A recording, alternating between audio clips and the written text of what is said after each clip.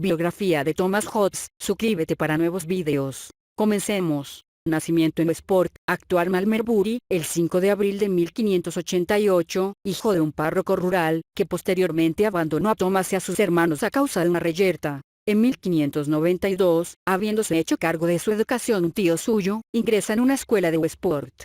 Allí recibe una formación clásica que le permitirá, siendo todavía un adolescente, traducir al latín Medea, de Eurípides. En 1603, prosigue sus estudios en el Magdalen Hall de Oxford. El puritanismo y la ortodoxia escolástica que imperan en este centro hacen que se dedique al estudio de los poetas clásicos como la lectura de libros de viaje, etc. En 1608, obtiene su graduación de bachiller en artes. Se convierte en tutor de Lord William Cavendish, segundo conde de Devonshire. En 1610, acompaña a Lord Coventry a Francia e Italia. En el curso de este viaje se produce al parecer, el primer contacto de Hobbes con las teorías de Kepler y Galileo. En 1613, de tutor pasa a ser secretario de Cavendish. La formación humanista y escolástica de Hobbes se contempla en estos años con el conocimiento práctico que le proporciona su trato con los miembros de la aristocracia inglesa. En 1621, inicia una estrecha relación con el filósofo Francis Bacon, con quien colaborará en varias ocasiones en calidad de amanuense. En 1628, publica la traducción inglesa de la obra del historiador griego Tucídides como el clásico de mayor influencia en el pensamiento político de Hobbes. Por esta época se cifra el contacto del autor de Leviatán con la geometría de Euclides, de importancia fundamental en la configuración de su filosofía. En 1630, es nombrado tutor del nuevo conde de Devonshire y se traslada a París. Empieza a madurar lo que será su primera obra filosófica fechada por los especialistas en esta época. Breve tratado sobre los primeros principios. En 1636, después de haber entrado en relación con el círculo de pensadores franceses que capitanea Mersenne y Gassendi en París, conoce en Florencia a Galileo. En 1637, regresa a Inglaterra habiendo concebido su sistema filosófico que piensa exponer en 3 tratados: De Corpore, De Homine, y De Sive.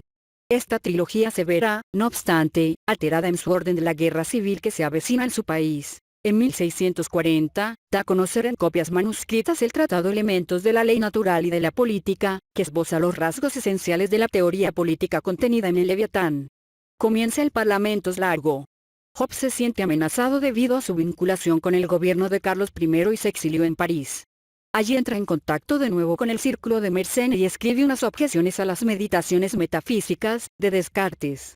Se hace patente su distanciamiento de algunos de los supuestos fundamentales del pensamiento cartesiano. En 1642, estalla la guerra civil en Inglaterra.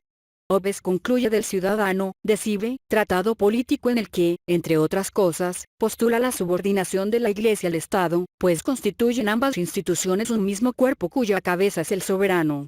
Este, se afirmará en el Leviatán, ha de liquidar el reino de las tinieblas instaurando por la superstición organizada, por lo que el poder religioso ha de estar bajo su control. En 1646, enseña matemáticas al joven príncipe de Gales, el futuro Carlos II, a la sazón refugiado con la familia real en París, prepara una nueva edición del Ciudadano. En 1651, 2 años después de la ejecución de Carlos I como rey de Inglaterra, Hobbes publica Leviatán, cuyas tesis, crítica del poder político de la Iglesia, derecho del individuo a acogerse a aquel soberano que le brinde protección, le indisponen tanto en los medios políticos franceses como en los círculos allegados a la familia real inglesa. A finales de este año y acogiéndose al bill de amnistía dispuesto por Cromwell, regresa a Inglaterra tras 11 años de exilio. En 1655, publica su Tratado de Corpore.